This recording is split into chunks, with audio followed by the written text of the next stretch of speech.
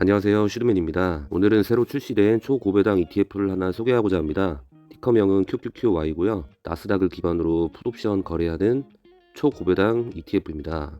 9월 14일 날 출시했고요. 저는 9월 29일 추석에 2,000주를 매수를 했고 오늘 배당금이 나왔습니다. 배당금은 새우 1,870달러가 나왔고 하나로는 250만 원 정도 배당을 받았습니다. QQQY와 함께 9월 18일 날 제보Y라는 초고배당주가 함께 출시되는데요. 이 두 ETF 다 영업이익을 보시면은 한 달이 안 됐는데도 지금 배당률이 꽤 높거든요. 이런 경우에는 ROC 염려가 있다 이렇게 생각도 되고 앞으로 좀 지켜봐야 할 것 같습니다. QY는 10월 5일 오늘 배당금이 주당 1.1불이 나왔는데요. 수익률은 67% 정도 되고요. 11월, 12월 그 다음 배당은 아직 미정이고 10월 배당금을 받으려면 10월 31일까지 매수해야 배당을 받을 수 있습니다. 디파이언스 나스닥 100 엔핸스드 옵션스 인컴 ETF 특징을 살펴보겠습니다. 아직 우리나라 기사나 유튜브 영상이 하나도 없더라고요. 그래서 외국 기사들을 보고 특징들만 제가 발췌를 했고요. 일단은 나스닥 100을 추종을 한다.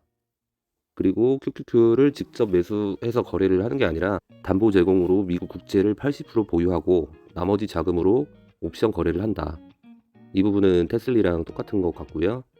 그리고 콜옵션이 아니라 풋옵션을 거래한다. 근데 당일 거래로 한다고 합니다. 특수한 상황에서만 일주일까지 거래를 한다고 기사에서 봤고요. 그렇게 만기를 길게 잡는 거래는 하지 않는다고 합니다. 목표 수익률은 하루에 0.25%로 잡고 운영을 하고 있다고 하고요. 수수료는 0.99%. 그리고 다른 특이사항으로 디파이언스나 일드맥스 운용사가 아니라 상품명인데 디파이언스와 일드맥스의 운용사가 같다고 합니다. 테슬리와의 차이점은 테슬리는 커버드 콜이다. 콜옵션, 풋옵션 모두 거래하지만 주로 콜옵션을 거래를 해서 수익을 발생시키고요. 근데 QY는 지금 풋옵션을 거래하는 방식이기 때문에 커버드 콜은 변동성이 큰 게 좋다고 하고 QY 같은 경우에는 꾸준히 우상향하는 게 수익 발생에 좋다고 합니다. 그래서 나스닥이랑 잘 매칭이 될 것 같은 느낌이 들고요. 그리고 테슬리 관련자 인터뷰를 봤는데 테슬리 같은 경우에는 테슬라 상승분의 5분의 2를 반영을 하고 하락은 100% 반영을 한다고 합니다. QY는 상승과 하락의 몇 퍼센트를 추종을 할지 그것은 좀 지켜봐야 될 것 같습니다. 개인적으로는 상승은 QQQ, 하락은 TQQQ 이렇게 되지 않았으면 하는 바람입니다. 이건 초고배당 ETF를 어떻게 활용하면 좋을까 해서 생각을 해본 건데요. 일단 테슬리를 12월이나 1월에 들어가신 분들은 벌써 10개월치 배당을 받았거든요. 그러면 벌써 원금 50%를 회수한 거라서 나머지 10개월만 더 투자를 하면 원금 회수가 가능할 것 같다는 그런 느낌이 듭니다. 그리고 중간에 한 번씩 엑시트할 수 있는 구간들이 있기 때문에 배당을 받다가 시세 차익도 누리는 게 가능할 것 같습니다. 이런 식으로 활용을 해도 될 것 같고요. 저 같은 경우에는 레버리지 ETF를 조금 투자 중인데 나중에 손실을 입을 수도 있지만 만약에 수익이 나면 양도세를 22%를 내야 합니다. 이 부분이 좀 부담스럽기 때문에 초고배당주를 함께 매도해서 양도세 절감이 가능하지 않을까 이렇게 생각을 하고 있습니다. 그 사이에 배당은 배당대로 받고 양도세는 양도세대로 줄이고 이렇게 활용을 할 수 있을 것 같습니다. 왜냐하면 초고배당 ETF 같은 경우에는 아무래도 원금 손실 가능성이 좀 있기 때문에 생각한 방법입니다. 그리고 월 250만 원의 수익을 달성하기 위해서는 제가 예전에 10억 4,600만 원가량 SCHD를 샀잖아요. 한 달에 배당금이 270만 원이었는데 지금 이거는 월 250만 원가량인데 투자금이 제가 5,300만 원 정도 투자했는데요.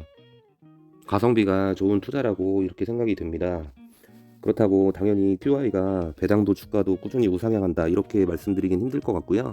배당 성장도 없고 배당이 오히려 줄어들 확률이 높다고 생각이 듭니다. 하지만 투자 금액이 20분의 1이기 때문에 좀 어느 정도 감안해야 될 부분인 것 같고요. 부동산하고 비교를 해도 한 달에 250만 원 정도 수익이 발생되려면 예전에는 구분 등기 5억짜리 상가가 가능했는데 이제는 좀 이 금액 가지고는 좀 힘들거든요.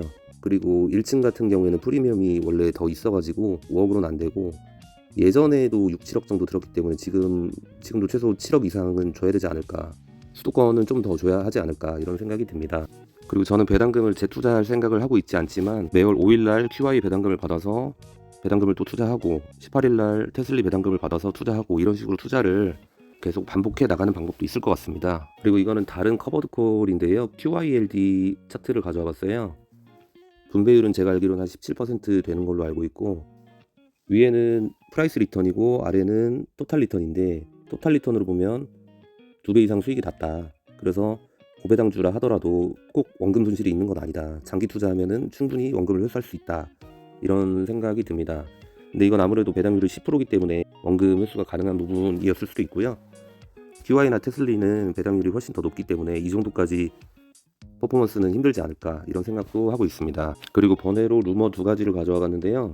배당락 전날이 휴무나 빨간 날이면 매수를 해도 배당이 나오지 않는다.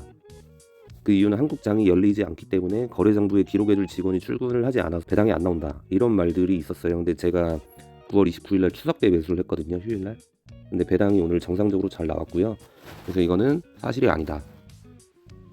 그리고 한 보름 전에 어떤 분이 토스증권 게시판에서 자기는 커버드 콜을 샀는데 종합소득세를 내지 않는다라고 말씀을 하셨어요. 그래서 좀 논란이 되고 사람들이 많이 기대를 했었는데 결국에는 이 부분도 사실이 아니다. 국세청에도 물어보고 그렇게 하신 분들이 계시더라고요. 그래서 세금을 다 낸다.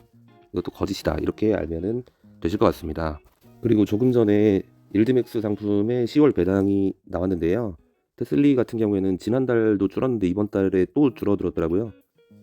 저도 2,000주를 보유를 하고 있는데 이렇게 되면은 18일 날 150만 원 정도 수령할 것 같습니다. 그러면 5일 날 250, 18일 날 150 이렇게 400만 원 정도 세팅이 될 것 같고요. 코니 같은 경우에는 코인베이스를 추종하는 건데 이거는 지금 배당이 많이 올라서 70%대네요.